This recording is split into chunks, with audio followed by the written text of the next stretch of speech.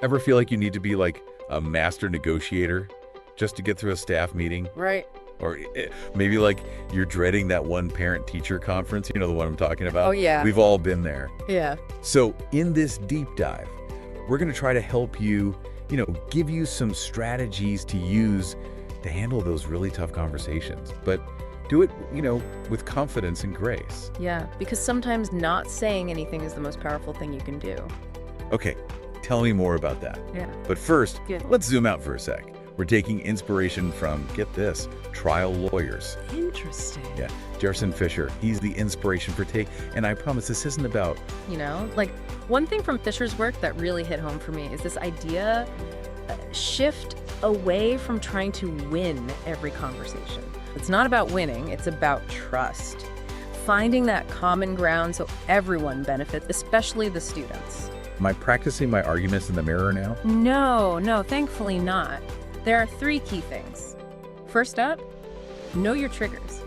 Could be something small, like taking a few deep breaths before a big meeting, or picturing something calming in your head, or even having a go-to phrase that centers you when you're thrown off. The point is, find what works for you and practice it. That way, it's automatic when you need it most. What else can we learn from lawyers, besides how to object to everything? Well, this one sounds obvious, but it's hard when you're in the thick of it, really listening to get it. And this is the cool part. When you listen like you actually care, it builds that connection. Even if you disagree, they feel heard, and that can lower the temperature in the room. Then you can actually talk. Makes sense. Being quiet when there's a million things to say and do, but sometimes the best thing you can do is nothing. Just stop. Wait, stop right there. I gotta jump in. This one, But what if instead of reacting, you respond by just being there? Acknowledge what they're feeling and listen. give them space to feel heard. Remember Dr. Lisa Patel from the Greenwood High case?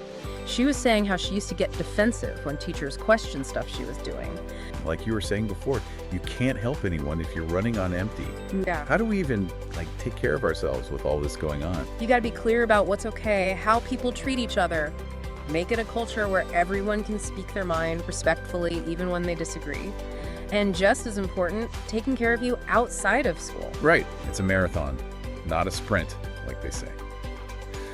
Okay, so big picture now. We've covered a lot. Understanding over winning, being prepared, really listening, that pause and responding. That's where finding that common ground comes in. Even if it's a conflict, there's almost always some shared goal, some value you both believe in. That can be the bridge.